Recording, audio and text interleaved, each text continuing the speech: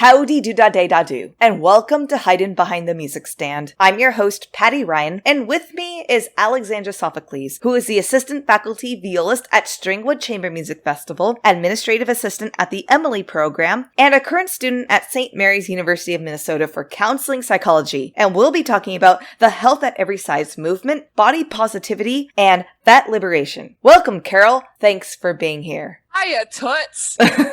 We have so many little nicknames for each other. I was coming up with even more nicknames than the ones that we were just talking about, which were Carol and Toots, which stem from the same family tree. Which is, this isn't really my story about you, but is it okay if I explain the genesis of Carol? Sure, yeah, go for it. Okay. So Alexandra's middle name is Carol, and at Stringwood, where we met, it's actually a little over a year ago now, but I have to say that story when I first met you. But we started to actually get to know each other more closely at Stringwood last summer, 2019. And as an assistant faculty there, you have to put your phone number on the board so that any student could potentially call you if they needed you at any moment. It's a safety precaution, that sort of thing, right? So there's one day that Matt Lammers decided that instead of putting down your first names, you'd put down your middle names to see which students could guess which middle names corresponded with the correct assistant faculty member. Is that right? Yeah, we wanted to see how long it would take for them to notice that our first names weren't on there, and to see even like, who's Carol? Wait, who's Swanky? It took them a while. They did not notice it for a good long while, the students.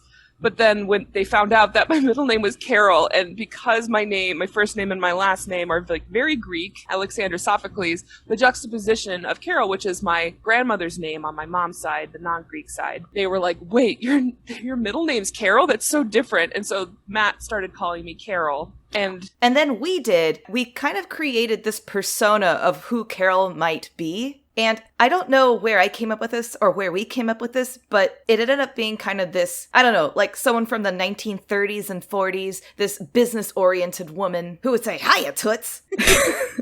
Actually, Toots was partially inspired by, so I used to work at Lane Bryant as a sales associate, and one of our managers, she's the best, she would call us Toots and Kiddo. She'd be like, "Hiya, Toots." That's where I got it from. It was inspired by one of my old bosses. This is something Carol would say. And so, yeah, that was part of the personality of this alter ego of mine, Carol. Yes, I probably call you Carol more times than I call you Alexandra, and I hope it's okay that I call you that. Of course it's okay. There's 4 people in the entire world that I will allow to call me Carol, and that's you, and then the other Stringwood assistant faculty, Lucas, Autumn, and Matt. So this one time the students called me Carol, and I went, no. Never! Why not? You may call me Alexandra. Well, I should mention, I've collected the final member of the current assistant faculty of Stringwood. Yeah. I'm so honored. I mean, of course, there's more past assistant faculty members that I would love to have on the podcast to talk about their experiences as well. Another nickname for you that I don't use as often because I only use it when it's appropriate, but that nickname is Clutch. Yes, Clutch. Yes, and that more or less stems from the first time we actually met, which was actually kind of a unique situation. It's the quintessential story that your teachers prepare you for as sort of the worst case scenario, a backup that you have to be prepared for everything at all times. And you've had to do this probably more times than you should. But 2 summers ago, not last summer, but the summer before that, the quartet and I, the Artaria String Quartet and I, we were going to drive up to Duluth to perform Schulhoff's Quartet Concerto for Wind and Brass Ensemble, which I've never heard this piece until the piece fell into my hands. It's actually kind of cool. So check it out on the Spotify playlist. You can find the playlist in each description of every episode. But we were driving up a couple days before the concert. We get this text message from our violist, Anna Lee, and she basically says that she's in the hospital and she's dealing with sepsis. It's a whole long story, but she was basically hospitalized and she couldn't make the concert. So the rest of the quartet and I were kind of scrambling to find a violist to play this concert with us in a very, very short amount of time. Mind you, this piece is not very standard, so not many people have already played it before. It's also difficult to find someone to join your group and just mesh in and also be a soloist with us. So it's a lot to ask of someone. So we were calling Minnesota Orchestra members, we were calling SPCO, St. Paul Chamber Orchestra members, and it just so happened that that particular weekend, all of them were just completely booked. So we just kept going down the list of people we knew. new. And I didn't know you at the time, but Ray and Nancy, my violinists of my quartet, did know you and knew that you had graduated recently from Oberlin Conservatory. And so they said, you have to call... Oh, I almost called you Carol. They were like, Carol! No, we had to call Alexandra. She would be perfect. You're fresh out of music school, so you were really primed to just pick something up really last minute and just play the bejesus out of it. And they trusted you. I mean, they knew your playing since you were in middle school from the Artaria Chamber Music School, so it was just something that made sense with the short amount of time that we had. So basically, you were actually still working, so you had to finish a shift and then drive up to Duluth, somehow miraculously learn your part, and then rehearse with us, and then a day later we performed the piece. It's just nuts. You know, these are the stories that our teachers tell us about how to be prepared for any given scenario.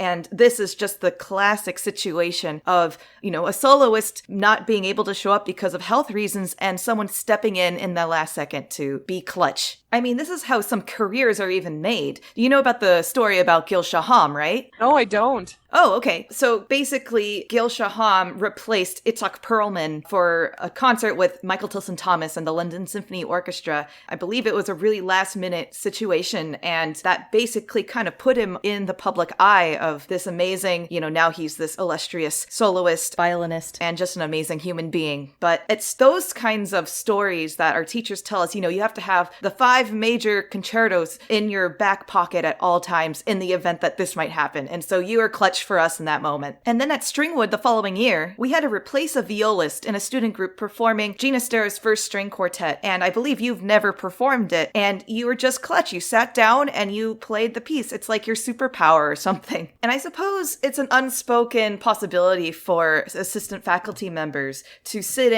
in the event that a student isn't able to perform with their group. Yeah, I think that happened once when I was a student at Stringwood, as a similar situation. It was intense, but I'd always wanted to play that movement of that piece, so I was also kind of like, oh cool, I finally get to play this quartet. But you had less than 24 hours to learn that movement, right? It was terrifying, but I did it, and I love those students, so. Yeah.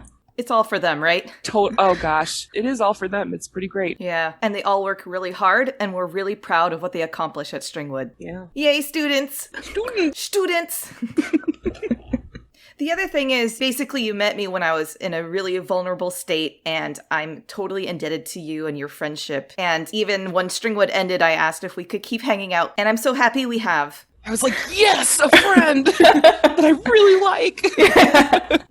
Do you have a story about me? Oh, yes, this is the time. I do have a story about you. So one time you came over and you cooked at my apartment, and did I wash your dishes? You always insist on washing my dishes. You never let me wash your dishes, but that's for another time for us to flush that one out. So you were cooking and you teased me for the small size of my soy sauce. You were like, that's nothing. I have a much bigger bottle. Like, you should get more soy sauce. And I was like, okay. And so I told my mom, I was like, oh, it was really fun. Patty came over and she teased me for the lack of soy sauce I had. I mean, I don't really know how many fluid ounces were in that small container. It's the standard one I grew up using. It was like 12 ounces or something like that. And so I told my mom, just kind of anecdotally, so my mom's a piano teacher, and for some reason this topic came up when she was talking to one of her students' parents, and her students' parents brought over like a half gallon's worth of soy sauce. That is the appropriate amount of soy sauce.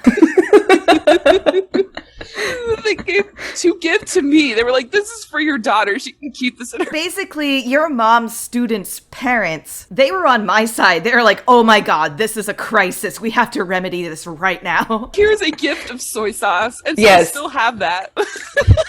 It's great, isn't it? It's such a staple in Asian cuisine. I mean, I have one in my refrigerator as well. I Snapchatted you or texted you. I was like, Patty, look at the size of this thing. And you were like, yeah, that's the one I keep. I was like, oh, okay. I was like, it's huge. It will serve you well. It will. And when so my sister and I just moved into a new apartment, and she saw that because I still have it. I'm not finished with it. She was like, what is that? And I was like, soy sauce. And she was like, oh, and I was like, yeah, we won't need to get that for a while. By the way, Alexandra's younger sister, Lenny Sophocleus, is the artist behind Haydn Behind the Music Stand's logo, and I am just in love with it. Thank you, Lenny. Shout out to her. And it's also just so great to have this community of friends and family. She's a talented one. Indeed. Can we talk about Watson? Watson! So Watson is my family's dog. He is a Westie. He's the love of my life. Yeah. He has such a personality. We call him a dingus. He's like the perfect balance of like weird and loving, and oh, he's such a cutie pie. I love him. Yeah. Okay, Spitfire questions! Okay, let's do this. Mozart or Beethoven? Mozart. Oh. I didn't think that was going to be your answer. You didn't? No, but can I ask why? Mozart operas. I love Beethoven, but for me, there are a few things as amazing as a Mozart opera. Like, I listened to Marriage of Figaro recently. Oh, it's so good. You're not wrong. I mean, there's really no wrong answer. Okay, Shostakovich or Prokofiev? Shostakovich. That is definitely the Artaria String Quartet influence. Yes, that is 100% their influence. I must say, I have not met anyone else who has loved Shostakovich string quartets more than my quartet. Yeah.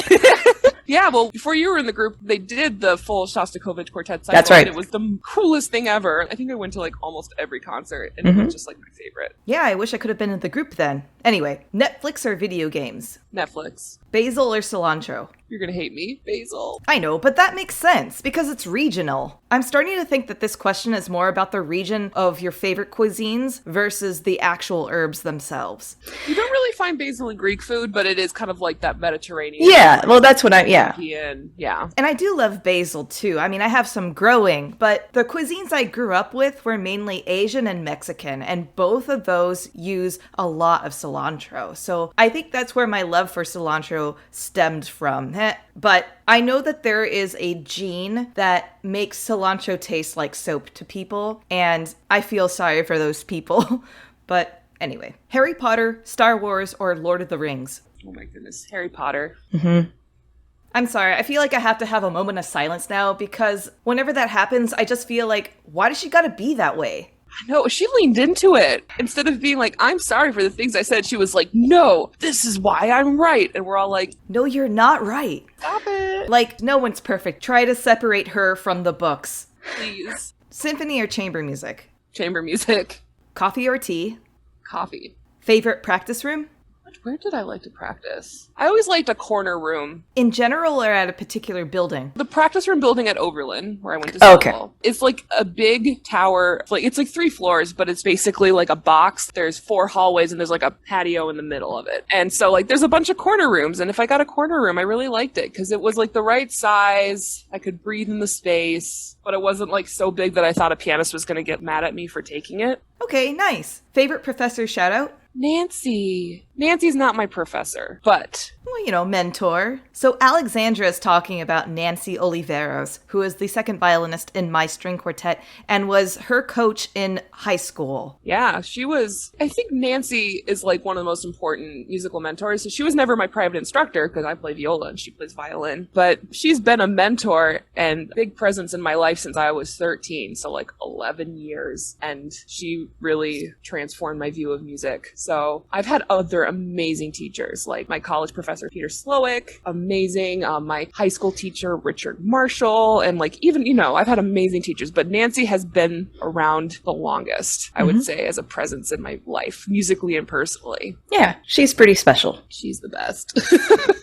Most inspired musical hero of any genre? Yeah, I think Stevie Wonder. That's a good one. Yeah, I've listened to his music since I was a kid. And he just has that amazing trifecta of being like an amazing songwriter and singer and performer. His voice has that perfect balance of like being objectively beautiful but also expressive. And his music is so good. Can I just quickly ask, what is your favorite Stevie Wonder song? Depends on the mood. I love For Once in My Life. Oh, right? One of the best. It really is. I also love Summer Soft from Songs in the Key of Life. That whole album. But Summer Soft is like when I want to feel more chill. And then My Cherie Amour. That's a classic. Most transformative performance experience? Okay, this is a bit of an unconventional one. But when I was in high school studying under Artaria, I was in a quartet we called the Luna String Quartet. So classical NPR has this youth competition called Minnesota Varsity. And the people that will get to the performance round get to play in a live radio show at the Fitzgerald Theater. It's where they used to record Prairie Home Companion. Where is that again? St. Paul. Oh, okay. And so we made it to that round and we got to perform live. And they also had a voting so people could vote for their favorite recording that they posted. They didn't announce it until like the concert, but they told us to prepare something that if we were chosen as the fan favorite to have something to play. And so we ended up picking we were like, why not? So we picked a quartet version of Bohemian Rhapsody. Oh my God, awesome. And it was so fun. I got that from my high school music teacher. It was one of my favorite things. And we were like, why not? We were like, we're probably not going to get it anyways. But we did. They announced our name and we were like, what? So we got to play Bohemian Rhapsody on classical NPR. It was one of my favorite things because it was like the first time I'd performed viola in a non-classical context. Right. And it was just such a blast. I just really felt like a music to enjoy the music and it wasn't like a competition thing. It just was such a cool thing. That's really awesome. It's like you're transcending the boundaries of what classical music is to people. It's totally a piece that you would do for that sort of thing because it's not like in the standard repertoire, so you wouldn't like submit it for a competition, but like you could perform it for fun. Absolutely. All right, next piece you'd like to learn? Okay, so one piece I've been really wanting to play, there's a transcription of movements from Prokofiev's Romeo and Juliet for solo, viola, and piano, and it's so good. That sounds like it would be difficult. Yes, it is. That's why it's like something I would like to play, and I would only play you can kind of choose, there's a bunch of different movements, and people don't play all of them. Like Lawrence Power has a really good set of the suite. It's 5 movements, and they're really well-rounded, and it's got the stuff you really know, and then a couple of other things in there. And it's just the coolest arrangement, and I really want to play it. Nice. I'll add it to the Spotify playlist. All right. High five! You did it! Woo! I did the Spitfire questions. You in did! a not Spitfire-y way. Oh, no one does. And I don't know why I call them Spitfire questions, because they end up being tangential. I guess I should just call them tangential questions. Spitfire questions is catchier, though. Yeah, that's true. That's true. People will be like, what do you love most about hiding behind the music stand? They'll be like, the tangential question. Not a selling point. The best segment, the tangential question. Right. Okay, but it's time now for you to talk about your viola journey and also your life journey. Where has viola taken you and where are you now? Yeah, okay. So, like many violists, I started on the violin. I know. I'm ashamed too. No, I'm not. I'm not ashamed. I wonder what the percentage is of people who start on viola first. Yeah, I don't know. So when I was a kid, I vividly remember my mom would read a picture book to me called Zin Zin Violin. And it was just a kind of a look at all the various instruments. And I later learned that my mom always wanted me to learn a string instrument because they're the hardest to play, in her opinion, which, don't disagree. Props, thank you. Although piano is difficult too. She's a pianist. She's like, yeah, but I was drawn to the violin because in the book, the violin is on the cover. The violin is the star of the show. I know, classic me, right?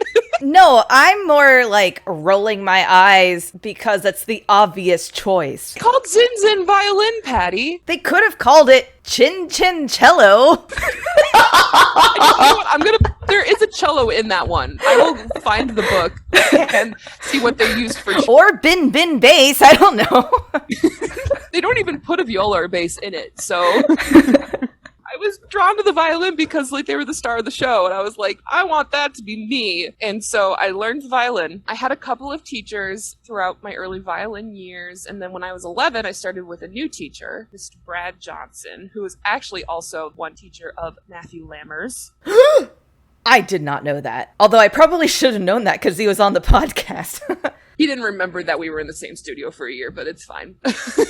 And if you don't know who Matt Lammers is, go check out episode 6 entitled Matt Lammers, Are You Saying You're a Salmon? He makes fountain pens sound way more interesting than you may think. Yes. So we had the same teacher for a year, and I joined on the violin, but Brad also plays the viola. And so I'd had teachers from various Suzuki institutes and things be like, you would be really good at the viola. And I was like, yeah, okay, fine, whatever. When I started with Brad, he asked me if I would want to try adding viola in, like learning the clef and learning the instrument. The idea was that I would do 15 minutes of my lesson on viola and the other 45 on violin. And I was like, sure, why not? And the transition in how it went from 15 on viola to 30 on viola to 45 on viola was dramatic. Like, once I got the clef down and I started learning the pieces, I was totally hooked. So violists read alto clef, which is different than treble and bass, which you may be more used to seeing. Alto clef is really designed to accommodate this particular range that the viola sits in really well, so that they don't have to read ledger lines, which are the lines that go above or below the staff, which can be cumbersome to read. I know trombonists also use the clef sometimes, but it's primarily the viola clef. It looks like a B. It sits in the middle of the staff. And the violists also read treble clef too. You read treble clef, but we should not go as high as you do because it does not sound good. Viola's high range, it's not a pretty thing, no matter how good you are at the viola. Yeah, and that's not really your guys' fault. It's really the fault of the proportions of the instrument, and I'm really sorry to derail your story of your life. But just a slight education on string instrument proportions. The violin has a standardized proportion set, and every instrument, unless someone gets a little bit experimental, every violin is basically the same proportions that were set by the master violin luthiers, like Stradivarius or Guarneri. With cellos, there's some wiggle room, but they're all within the same ballpark. But with a viola, that's completely uncharted territory, because unfortunately, the viola would have to be much larger because of their range, and therefore pretty impractical when it comes to the actual execution of performing. And so you see a wide range of measurements when it comes to violas. Something more average would be about 15.5 inches in length, and a beast of a viola would be around 17 inches. Generally speaking, you're going to get a more luscious sound out of a larger instrument, but it's not very practical for the performer, and it could even cause injury if it's too large for a performer's hand. So makers have had to get really creative in creating A, an instrument that sounds beautiful, and B, one that is ergonomic for the violist, which is really difficult to accomplish. Yeah, and as a result, like, the viola has a very unique sound that I love, which is why most violists play viola. It's pretty great. So yeah, so I switched to viola really quickly. I fell in love with it. And music was never like my primary hobby. Like, I had other things. Like, I was super into theater and writing. I was super into creative writing as well, knitting. And that all changed when I went to a little place called Stringwood. So when I was 13, had my first year at Stringwood. It was the first time I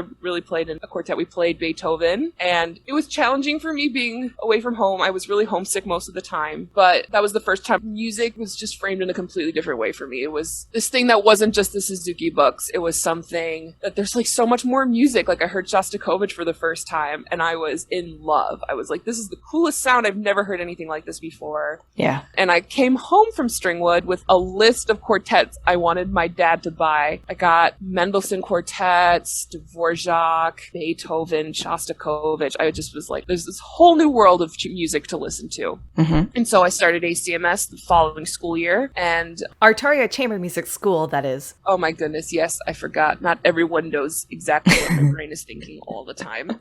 Yes, Artaria Chamber Music School. And it was so much fun. I actually did 2 quartets my very first year because one of the violists had to drop. You were clutch back then? I was clutch.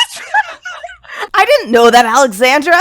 Think about it. I did 2 quartets my first year. They were both Nancy's groups. I'm just baffled. It was so much fun. But anyway, so I really got the chamber music bug hard. And I went to Stringwood the following year, and I got more comfortable with being away from my home, and I made more friends. Some of my best friends I met at Stringwood that I still regularly talk to. So yeah, it really impacted my life. And actually, Matt Lammers was in a quartet called the Malik Quartet, and they were this really good quartet. They won competitions, and we looked up to them. We were like, oh my gosh, they are so good. I hope we can sound that good someday. So my friends and I, we didn't set out to necessarily like win competitions, but we were like, let's get to that level. Like, this is what we can aspire to be. And so that eventually led to the Luna Quartet, which is my group of my best friends. Had such a fun time. We played for 2 years together. We did competitions, but we just had so much fun playing together. So your success with the Luna Quartet really inspired you to consider classical music as a profession. Yeah, so basically, after doing ACMS, a lot of my friends were in Minnesota Youth Symphonies. And I hadn't been in a full orchestra in a really long time. I decided to audition, and so then I just was open to this even bigger world of symphonic music. First piece I played in Minnesota Youth Symphonies was Rachmaninoff's Second Piano Concerto, which is to this day one of my all-time favorite pieces. Nothing fills 16-year-old teenage angst better than Rachmaninoff. That opened a whole new world, and I was like, gosh, I have to be part of this. I could not get enough. And so in high school, I decided to get really serious with music, and I auditioned for music school. I eventually decided to go to Oberlin Conservatory, where I studied with Peter Slowick, who is one of the greatest teachers. And while I was at conservatory, I learned a lot, but I also... If I may add, music school and conservatory life is very unique. The environment that I experienced was very intense.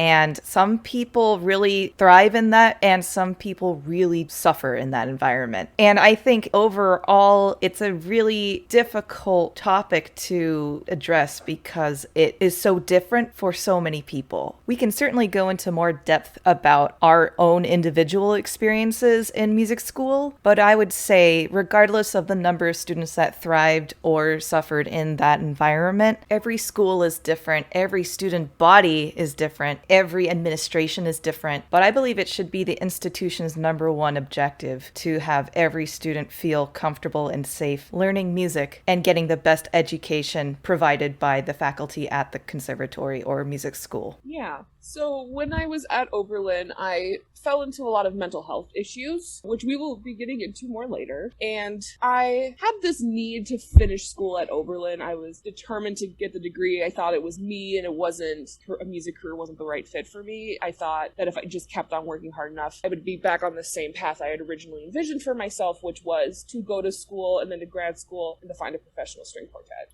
In the middle of my junior year, I realized that a career in music did not align with a lot of the career values I had set for myself. Junior year is when people start really asking like what your grad school plans are, and people would ask me what I was thinking, and I'd give them like the usual answers that like maybe a past version of myself had considered. But in my heart, I was like, I don't want to do that. That's not where I'm at right now. And so I decided that I wanted a career with more stability, more work-life balance, something that really directly helped people. That was really the big thing for me. Mm-hmm. The 2016 election had just happened. I just had this moment of, in the grand scheme of things, am I doing something that will impact people in the way I am best equipped to impact people? And for me, that wasn't music. Right. And so obviously music's still a humongous part of my life. Yeah. And I value my conservatory education very much. I learned a lot about myself as a musician, as a person. But I left Oberlin with the intention of spending some time figuring out what those next steps were for me. And so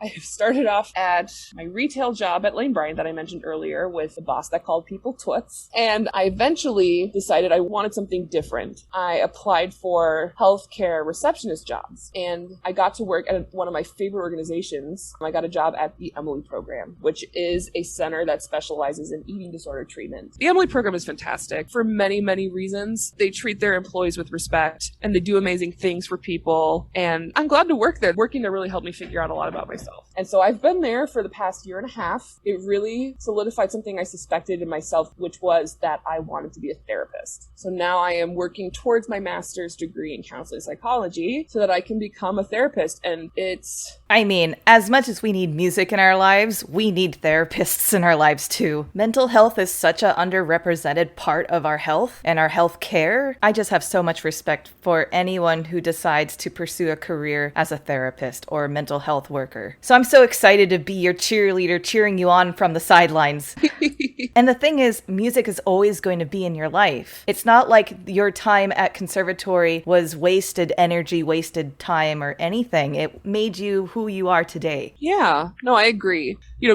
I listen to music all the time, and being able to say, I don't need to have the career I originally envisioned myself in music, being able to say that has helped my relationship heal. Totally. Yeah, that's just what was meant for me. Sometimes you can enjoy things more from a distance than actually being in the face of it. Yeah. One thing that allowed me to really heal that relationship was being invited to be assistant faculty at Stringwood. Because I went as a student 5 times. I love Stringwood. I'm a Stringwood nerd. And I'd been asking Nancy when there would be an opening for a violist to be in the assistant faculty for a while. And Nancy called me and was like, it's time.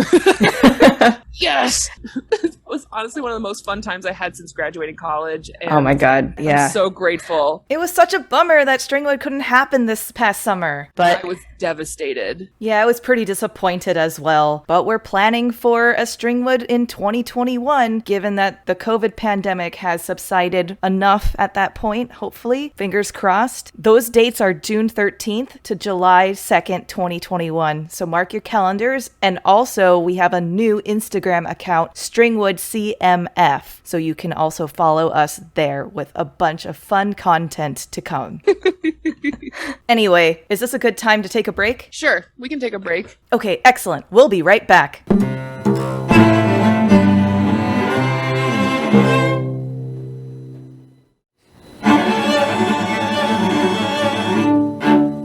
Welcome back from the break. So, we're about to talk about a topic that is, to me, incredibly interesting. Basically, it's because of our friendship that I've opened my eyes to this movement, and also how confusing and sometimes harmful diet culture really is, as well as the repercussions of fatphobia, and how pervasive both of these things are in our society. You know, there's a lot of pop culture and TV shows where there's jokes made about fat people. Like, society is really fatphobic. Right. And I certainly didn't recognize that until we really started hanging out and you started to educate me on how harmful those jokes are to the fat community. And before we dissect this, I want to applaud you for your willingness and vulnerability to discuss this topic today. It's a lot to reprogram as society has taught us these quote unquote norms and the harmful way of how we view our bodies. And I applaud and thank you again for sharing your insights and experiences with us today. Thank you. Yes. So disclaimer before we kind of dive into the topic. We're going to be discussing things such as health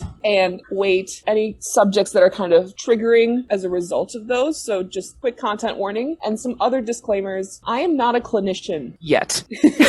I hope to be, but I'm not yet. And so I'm not speaking as a professional. I'm speaking from things I have read and I'm speaking from my own personal experiences. So if you want more information on health at every size, intuitive eating, all the stuff we're going to be talking about, you can absolutely contact me. We'll have more on that later, and I can help get you to where you might need to go. But I am not a professional. This is from my view and from science that I have read. Mm-hmm. And I want to say from the get-go that I'm only trying to begin the conversation. There may be some questions that I know the answer to already, but there's still a lot that I don't know and I'm still learning. So please forgive if there's any ignorant questions or anything that might insult anyone. It's not intentional by any means. So Alexandra, how did you get interested in health at every size and fat liberation? I think a lot of people can relate to the feeling or the knowledge. Society teaches us that being fat is evidence of laziness, indulgence, eating too much. And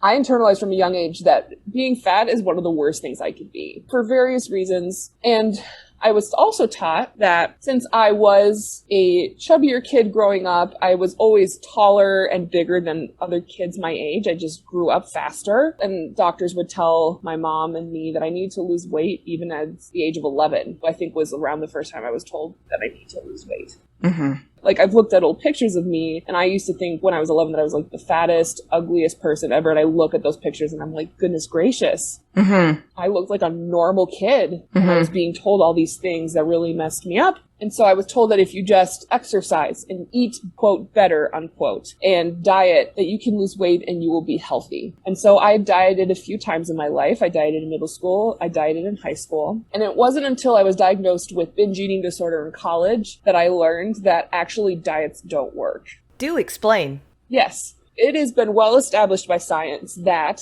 95% of diets fail in the long term. Mm-hmm. And yet it's just commonly accepted that dieting is a, quote, good way, unquote, to lose weight and to become a version of health that the world has told us is correct. But 95% fail. And we'll get into more details later, but I was 20 years old when I was told that. I spent 20 years of my life thinking that I was a failure for not being able to stay thin or to maintain thinness once I dieted. And I was just blown away. It changed my life. And so since then, through recovery, through my job at the Emily program, through other means, I've taken a lot of time to learn about the science of what's actually true, because we're taught a lot of misinformation when it comes to food and health and size. Can I, for a hot second, bring some context to your upbringing? Sure. So you were going through adolescence during the 2000s. Mm-hmm. And I believe diet culture began in the 80s and all through the 90s, but by the time it got to the millennium, it was rampant. I remember there's just one diet after the other, claiming to be the quickest way to your summer bod. And obviously some of these still exist, like keto diet, paleo diet, intermittent fasting. And it might work for some people, but I mean, you're telling me that the science is saying not in the long term. No. And magazines rarely help your self-esteem. But anyway, I wanted to put it back into context, where you were emotionally, mentally, physically at that stage of your life. People tend to justify fatphobic ideas in the name of health. I can tell this person what I think of them because they're unhealthy and they're setting a bad example, when in actuality, science has shown a lot that health at every size exists. Would you mind explaining some of the terminology? Oh, sure. Sure, yeah, we can do that. Because the other day you were explaining to me that calling someone obese or overweight is actually more harmful than just simply calling them fat. Yes. So something that fat liberation really talks about is that fat people experience a level of societal oppression, and also acknowledges that thin privilege is real. As part of that, it talks about how we talk about fat people. The word fat has a lot of baggage. Yes. It is in its very nature simply a descriptor of a body, but we have taken it over time to include a type of person, negative ideals, negative personality types, negative looks, instead of it just being what it is. And so people have over time used words like overweight or obese to describe fat people, and it's actually more harmful because it pathologizes fat people. So if you look at a fat person, you say they're obese, you're using a medical term that inherently says that they are unhealthy based on how it's used to describe them, instead of just describing their body as it is, which is fat. Actually, the etymology of obese means that which has eaten itself fat and to eat all over, which are really false and harmful stereotypes of fat people. Wow. Right? Like, people, not everyone becomes fat because of eating food. There are so many other reasons why someone is fat. And so that is just such a simplistic and harmful word. Yeah, that was something I learned recently from you, that it can be more offensive to call someone overweight or obese than just saying fat. Yeah, so obviously the word fat still has a lot of baggage for people. So it can be a case-by-case basis on how people want to refer to their bodies. But the fat liberation movement aims to take the stigma out of the word fat so that we can stop using euphemisms or these medical terms that really just dehumanize fat people. It is sort of a reclaiming thing of like, this is how my body looks. It says nothing on who I am as a person, how I live my life, what I'm able to do. And so it's just trying to take out the loadedness of that word. Yeah, those terms are so ingrained in our language. I even still catch myself at times about to say the medical terms, and I realize that they may be more hurtful than kind. Yeah. Well, I think people think that they're being nice by not saying fat because it's got that baggage, but if you don't want to use fat, I think plus size is a generally accepted term too, because that's how like a lot of our clothing is described. I was going to say it's more part of the fashion world. Yeah, but words like big boned, bigger, things like that where you're trying to avoid saying fat, it can feel condescending for fat people. I feel that way.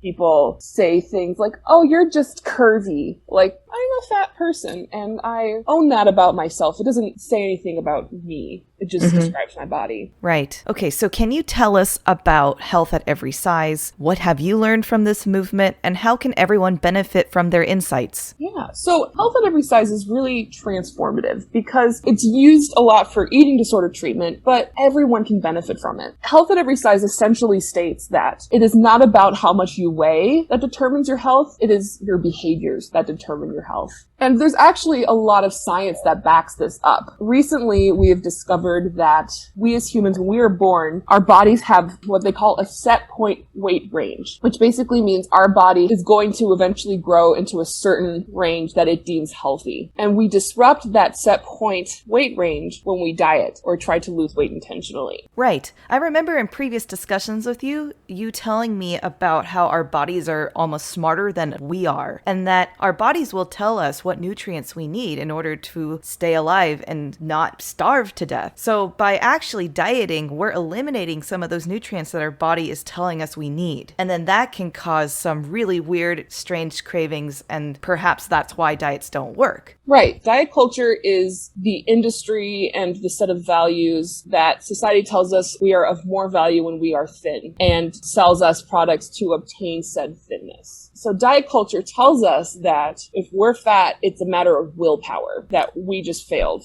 So when we talk about diet culture, I wanted to specify the difference between diet culture versus diets. Can you elaborate on more of the nuances? In what ways being vegan or being a vegetarian could be indicative of diet culture, and ways that it is just simply a diet and someone's choice? Yeah, so I think diet culture, sometimes people use the term diet as like food you eat, end of sentence. And then there's diet in terms of if you follow this diet, you will lose weight and be healthier. There's kind of a double-sided meaning to diet. And so, yeah, people choose to be vegetarian and vegan, and they can absolutely eat intuitively and sustain that. When it becomes part of diet culture or more problematic in how you view food, because it's not to say that veganism in and of itself, it can just be a normal thing, but it can also be a symptom of diet culture. I think plant-based products have become a really popular trend in diet culture lately. So a good way to know if this is sustainable is that if you feel deprived of foods, if you miss certain foods, if it feels restrictive to you, that would be an example of it not being something that you can sustain in the long term. If you are choosing to be vegetarian or vegan because a lot of people do it for environmental reasons or people have allergies, if it's something that it's not because the food is inherently bad in your mind, if it's just because you don't feel the need to eat meat, like if you just don't like the way meat tastes or things like that, that's sustainable. You're not going to miss it when you don't eat it. Thanks for that clarification. The thing is, we don't really have control the way diet culture tells us we do. Our bodies, like you said, are designed to keep us alive at all costs. And so when we diet, when we intentionally lose weight, especially rapidly, it triggers stress responses in our body. It makes your body think that you're in danger, that you are starving. And so as a result, it will slow your metabolism and it will do everything it can to conserve energy. Yeah, to conserve energy and also to get back to your set point weight. Mm-hmm. And so that's why diets disrupt that set point weight. Because generally, once you finish your diet, your body's going to send messages to re-up your weight. And often, because of the slowed metabolism and because your body's you're sort of breaking a certain level of trust with your body, so your body will actually raise your set point weight range. Just in case it happens again and you're starving, it's basically like a preventative measure to keep you safe. That is how your body experiences intentional weight loss. I see. There actually was an experiment in Minnesota years ago. These were all male subjects, but they wanted to test and see how their bodies and how they experienced hunger if they were to be in like a war setting. So what they essentially did was they put these men on a heavily restrictive diet. And they noticed that these men became obsessed with food and were obsessed about their body. All they could think about was food because they were restricting themselves. And as soon as the experimenter said, okay, you don't have to restrict, they ate so much. There was more binging. They just ate a lot more food and they actually gained more more weight than they had been at the original point. And then eventually, once their body kind of went back to normal, they went back to their set point weight range. One thing that helped me in recovery was reframing food as a way of regaining my body's trust into me. Because with my eating disorder, I had a cycle of restriction and binging. And because diets tend to lead to that, because when you are eating less food than your body needs to sustain itself, your body's going to start sending signals to your brain that say, you need to eat a lot of food now. So that's why when we say it's not a matter of willpower, it's because your body is actually trying to get the message to what it needs to be okay. It's kind of miraculous how intelligent our bodies are in telling us what nutrients we need. It's so specific. You know, it's like when I start craving vegetables, it's because I haven't been eating enough vegetables in my diet. And the opposite is true for me eating too many vegetables and I start craving fats and carbs. I think we're certainly products of our generation in dealing with diet culture, and I am flummoxed why we're not taught to listen to our body and our body's needs for nutrients, because that changes over the course of our lifetime. I can't imagine what that must have been like going through your eating disorder during your adolescence. Yeah, recovery presents its own challenges because if you are using symptoms in a way that people with eating disorders do for a long time, your body stops giving you signals. Like if your body's constantly telling you it's hungry, you're not feeding it, it's eventually just going to be like, okay, well, I'm going to use my energy elsewhere. I don't have time. If you're not going to listen to me, I'm not going to give you the information you need. And so it disrupts that intuition that says, this is the nutrients I'm needing right now. This is, you need to eat. I'm hungry. And so something I experienced in recovery was only experiencing hunger when I was ravenous. And that's because my sense of what fullness and hunger was very skewed as a result of my eating behaviors. And so part of recovery for eating disorders specifically, and I think to an extent anyone who has really only relied on external hunger cues, is that you're retraining your body to give you that information. So eating reg 3 meals a day is part of that. Like giving that your body that information that you are going to be reliable is a big part of that too. And so these are things that are part of a thing called intuitive eating. So those hunger cues that we talked about, those messages that your brain gives you for certain foods that you're craving, that's all part of intuitive eating, which supports a mentality that all foods fit. And yes, that includes sugar, that includes dessert, the junk foods that people might deem as bad. They all fit into some capacity. Because when we allow ourselves to eat any food, we take away food's power over us. If that makes sense. Yes. So like when I was in recovery, I noticed when I was listening to my body more, I at first was drawn more to the foods that I had previously not really let myself eat, which is why intuitive eating encourages a dessert every day. Because it gets to the point where when you have that regularly and you don't have the thought of like, I don't know when I'm going to get to eat this again, so I better eat a lot of it, you don't obsess over it. And so as a result, for a while I was eating dessert every day, and now I have days where I completely forget about it because I'm not thinking about how important dessert is to me. That's so great, Alexandra. Yeah, so it's like, because I think some people when they hear intuitive eating, they think, well, aren't people just going to eat Twinkies every day for the rest of their lives and fast food? And the answer is no, because maybe at first if you've put that mentality of I cannot eat this food because it is bad, you might have a reaction to that because people have put this stigma on the food. But even if you eat Twinkies every day, your body's going to get sick of it, and it's going to tell you, hey, can we eat something else? Yeah, sometimes people just have this black or white mentality about food, which is how I also feel like society looks at fat people compared to thin people. Without any previous knowledge, someone could be watching a fat person eating a Twinkie and think, well, they're just not helping themselves, and then just judge them for that, rather than understand maybe they're practicing intuitive eating, and this is actually what's best for them. And the same could be said for thin people who are eating a kale salad, calling it rabbit food or something like that. Yeah, so that leads to another point with intuitive eating and health at every size, which is you don't know someone's health by looking at them. And also, people don't have to prove their health to you. I think that's one thing sometimes for a fat microaggression I've gotten before is when like my friends were like, oh, this person's fat and they look really gross. And I said, well, I'm fat. What do you think about me? And then they said, well, you exercise and you think about your health, so it's different. And it's like, why do fat people need to prove that to you? Right, for it to be okay that you are the weight that you are. Yes. When it comes to talking about food and bodies and weight, like really what Health at Every Size encourages is that since you cannot know someone's health by looking at them, and people don't owe the responsibility of proving their health to you, you should not comment on people's bodies, end of sentence. Even if it's well-intended, it's better to just not comment on people's bodies because you don't know where they are with their body. People inherently assume if you've lost weight, it's a good thing, right? Right. And you don't know what that weight loss was due to. Mm-hmm. And so by saying, you look great, you lost weight, you're first reiterating fatphobic ideals, and also you're making assumptions about the person's intent. And for people who are suffering from anorexia or bulimia, that's even worse because you're confirming that their eating disorder is valid. Yeah, another facet of that is you have to assume that people are feeding themselves in the way that is best for them. There's an idea that we're helping people by saying, are you sure you really want that? Or why don't you get a salad instead? But really, that's just passing judgment. It's sort of like mind your own business, but like in a thoughtful way.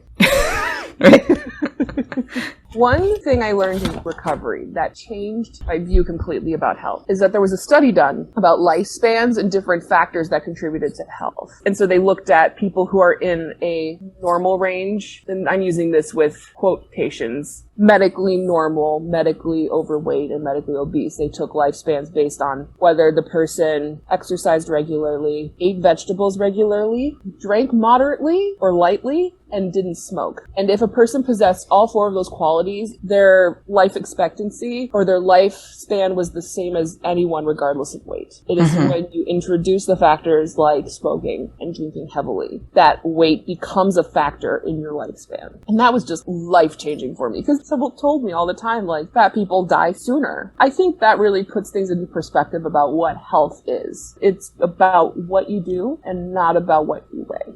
Right. By the way, all the studies that Alexandra is mentioning today, we will have those resources available on our Facebook and Instagram accounts. So if you want to do more research on what she is specifically speaking about, there will be the resources available for you. Yes, I have books and articles and all this kind of stuff you might want if you want to learn more. So we talked a lot about health at every size, and we talked a lot about intuitive eating. So if the science backs these ideas up, why is there still diet culture? My only thought could possibly be that it's a marketing and business strategy. That is part of it. Actually, fatphobia, as we know it, even has racial origins. Right. I've learned this recently. So Sabrina Strings wrote a book called Fearing the Black Body, The Racial Origins of Fatphobia. You know, I think we're taught when we learn, like, we look at, like, Renaissance art, we're, like, taught in school that, like, fat people were considered beautiful because it was a sign of wealth way back when. But when we got to more modern centuries, specifically,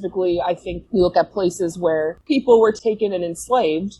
Eventually, the trend became to idealize thinness because it became a way of distinguishing white versus fat bodies, and fatness became correlated with animalistic attitudes towards food because Black people were seen as less than human. Jesus, there's a lot to unpack there. And there's a lot to unpack there. And white people, especially in America, Protestantism really advocated for temperance and moderation. And so that's why, like, thinness became this ideal for white people to distinguish themselves from Black people, because Black people were these animals who were indulged in food and became fat. Oh, that is so messed up. So the origins of fat phobia weren't even for health. So another reason why diet culture still exists, despite the science refuting this, is because diet culture makes us profitable. Weight loss industry, which includes weight loss surgeries, weight loss products, supplement shakes, tummy teas, organizations like Weight Watchers, Jenny Craig, things like that, is a $72 billion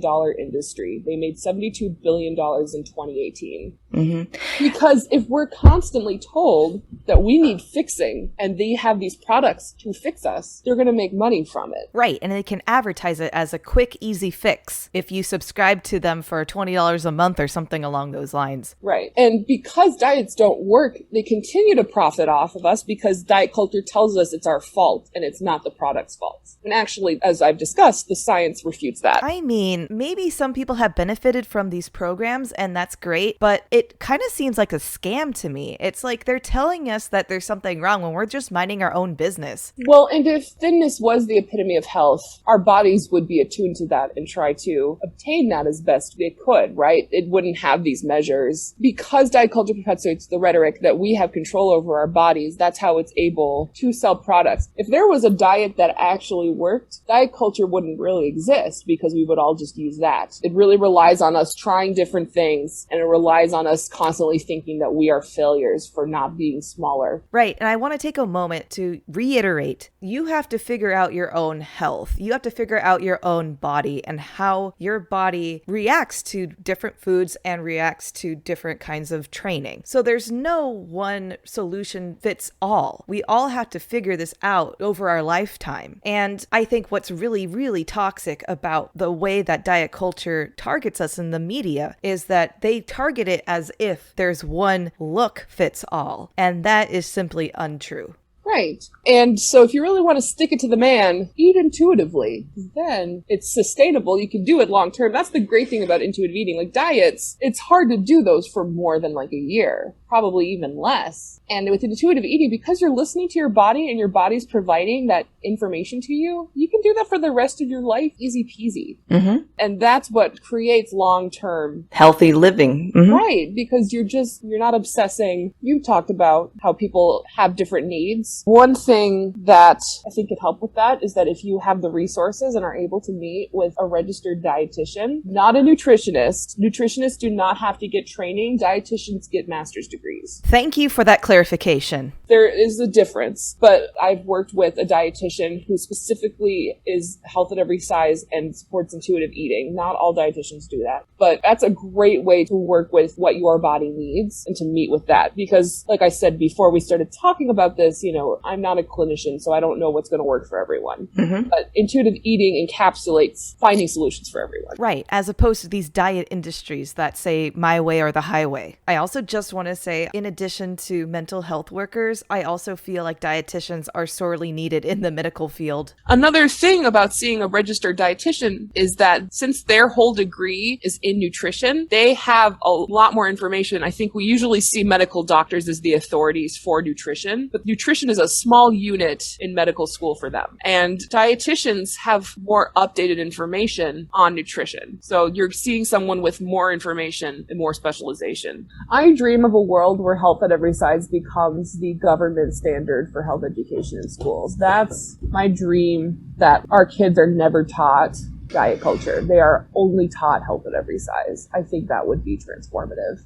Right. Now that we learned a lot about the dangers of fat phobia, how can we unlearn that as a society, as a culture, on an individual level, and on a global scale? A huge part of it, and something that's helped me personally, is following a bunch of fat bloggers on social media. I have a lot of people in my newsfeed that normalize fat bodies in a dignified manner. I think so often media portrays fatness and fat people in such a crude way that is so dehumanizing. And so getting to normalize seeing fat people in a way that is not dehumanizing is really helpful in helping unlearn your implicit fat phobia. Mm-hmm. And I can provide some bloggers and accounts that I really love. I would love that, yeah. Want to incorporate, if anyone who's listening wants to incorporate that more into their social media, I think that's a really easy and powerful way of doing that. I mentioned these examples of how fat people have to navigate the world differently than thin people, but I also just want to say you don't have to walk on eggshells around fat people, but listen to your fat friends. If they say they're uncomfortable, take that seriously. I think just creating an environment or relationship with someone that they feel that they can speak about these things comfortably. Like we have that kind of friendship where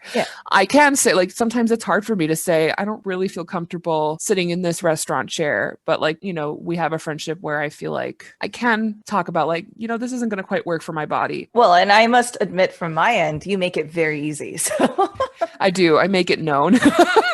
But like, I've had friends where I feel like embarrassed saying that kind of thing. So, just like it's a mindfulness. Yeah. Being mindful, being respectful, treating everyone like they are you, that you could be them. Yeah, that's a great way of engaging with people about that, or just trying to normalize it in your everyday life. Another thing is acknowledging fat phobic media content. One thing that is very triggering for fat people are fat suits that actors wear, because they're more often than not very caricature-like.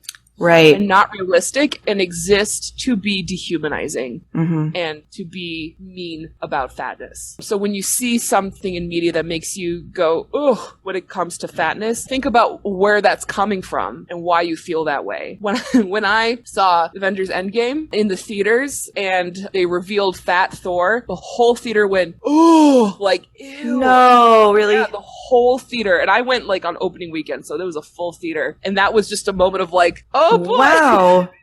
Yeah. Because it was done in such a dehumanizing and not friendly way. And we could get more into like specific pop culture instances. That's just one example. But Of course. Parks and Rec has another really fat phobic problem, and so does New Girl. A lot of sitcoms do. That's really difficult trying to escape that from pop culture. Yeah, I mean, like, I remember I'd see articles on magazines of, like, Jessica Simpson gained weight. Oh my god. And, like, it was a huge deal. Media loves to make a spectacle of celebrities, and this is in terms of weight gain, like Jessica Simpson, and also weight loss. Like, recently, lots of news stories have been about Adele losing weight. People have been like, oh, good for her, and being like, wow, I'm glad she's finally taking care of herself. That affirms a lot of harmful fat stereotypes, you know, because as I have said and will probably say many times, fat is not an inherently bad thing. And so when we vilify weight gain and we praise weight loss, we're just affirming that fat is bad, which it's not. Rebel Wilson's another one that just came up. Rebel Wilson just announced that she lost a lot of weight and has been posting pictures. And so people are like, good for her and all this stuff. And like, sure, she worked really hard to lose weight. That was a direct effort. But the amount of response, it's not that Rebel Wilson lost weight, it's that the world's obsessed with it. Yes. So just for my knowledge, when you see someone like Rebel Wilson go public and say they lost a lot of weight, what is the correct response, or how should someone support Rebel Wilson and also be a fat ally? Yeah, that is tricky because it's difficult to separate that, like, this is something she's proud of, but also it perpetuates a lot of fat phobia in the process of like, my body was not good then and it is good now. So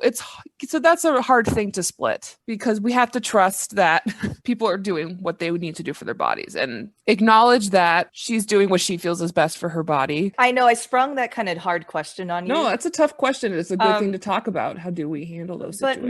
But my reaction, like, why can't we simultaneously love everybody at their current weight? Like, why do we have to put a value judgment on something? Can't we applaud her for being who she was when she was heavier as much as she is when she is now? Why is there a value on it? Yeah, I know. I think that's a really great way of putting it, of like, why do we care? I guess in a way, like, why is this? Okay, she made this choice to change her body in this way. Let's just leave it be. Let's not say good or bad things. Let's just let Rebel Wilson exist. Yeah, like, why do we need to worry about it? Why do we care? People's bodies change. They change for many reasons, you know? If we just like left weight gain alone, like just like, oh, they gained weight and like that means nothing. Celebrities, I think, are the way we see the media treat celebrities in regards to changing bodies is like really indicative of like where diet culture is. So indeed. So who are some pioneers that are trying to break this norm? Well, I think there are some really great books and movies and TV shows that are created by fat people that talk about fatness in a much more humanizing way. Off the top of my head, Shrill is a fantastic TV show. Dumplin's a great movie. I can give a list of things that I've really enjoyed as a fat person watching that have been healing. And the reason why I say like created by fat people is because just because an actor is fat does not mean their content is fat friendly. Just because an actor is a person of color does not mean the material isn't racist. You know, like when people of color have to play stereotypes in media. Rebel Wilson has had to play a lot of stereotypes. Isn't It Romantic is not one of those stereotypes. That's actually a better use of a fat person. One thing to think about too, to like unlearn implicit fat phobia, is think about how things are made without fat people in mind. Like one thing that you've kind of learned from being friends with me is that if we're like at a restaurant or at a place where we need to be seated, you ask me or like give me the seating option that is going to be most comfortable for my body, because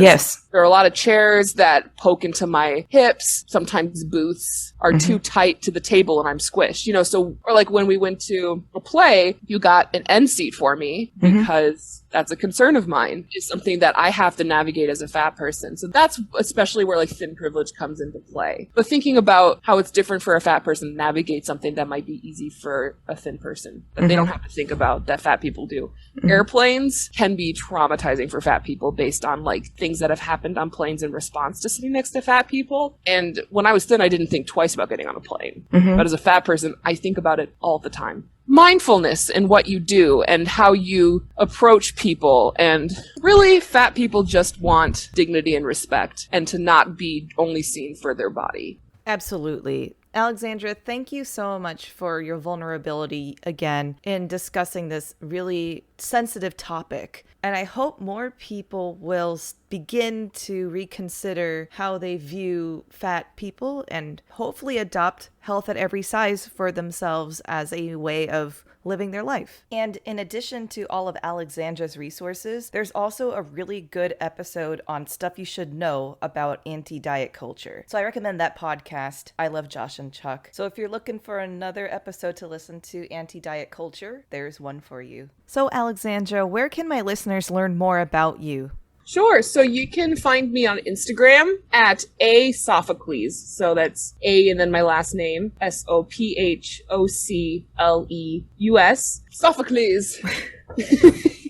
And if you have any questions, I tend to share a lot of fat liberation and health at every size content on my Instagram, especially my stories. There's a lot of educational pieces there that you can learn from. If you have questions about anything regarding like finding a provider that works for you or questions about how to learn more, you can shoot me a message. I'd be happy to answer any questions you might have. And then Patty, you and I can work out a list of resources for learning more as well. Absolutely. We will definitely create a resource for our listeners to find more information about fat phobia, health at every size, intuitive eating, and body positivity. Sounds like a plan. And if you've enjoyed listening to this podcast, please subscribe and leave, hopefully, a positive review on Apple Podcasts. It really helps this podcast reach more people, which is kind of my whole point of creating this thing to begin with, is to get people to know the musicians and their interests outside of music. And, I love reading the comments, and I would love to see some more in the future. You can also give feedback at our email, haydnmusicstand@gmail.com, if there's something you'd like to suggest or say hello. Sharing with your friends and family is a free way to support this podcast. And if you'd like, you may also visit our Patreon page at patreon.com/haydnmusicstand. It takes a lot of work to edit each episode, and I'm so grateful for my current Patreon members, but we would always love more to join the family. Follow us on Facebook, Instagram, and Twitter, all at Haydn Music Stand,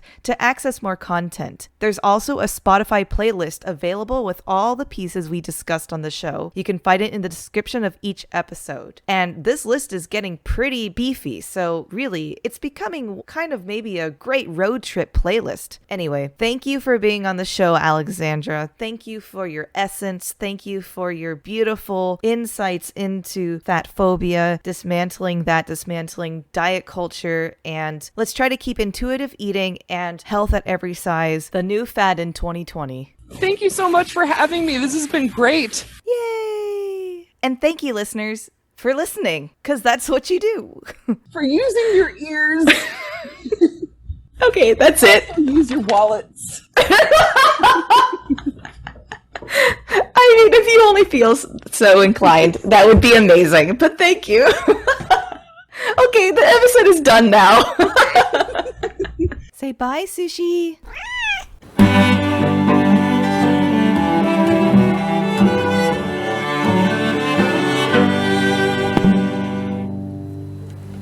Okay. Because you know me when I get excited. And you know me when I get excited. Yes. And it becomes episodes of Haydn Behind the Music Stand. True.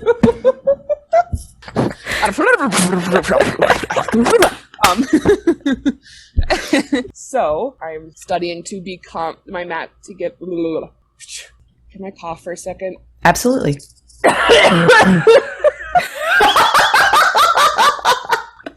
Was that a cough? Yes. Yes, that was a cough. If you hadn't done the thing earlier, that definitely would have been the last. I don't know if people want to hear that. It still might be there. Well, because I thought it was just going to be like a or something. I was like, I do it with full gusto. Yes, exactly. Well, how could I have expected anything less? Oh, my eye's twitching. Okay. This is very professional. Well, we great. Alexandra, Yes. how can I'm so sorry. Why am I the worst? Yes.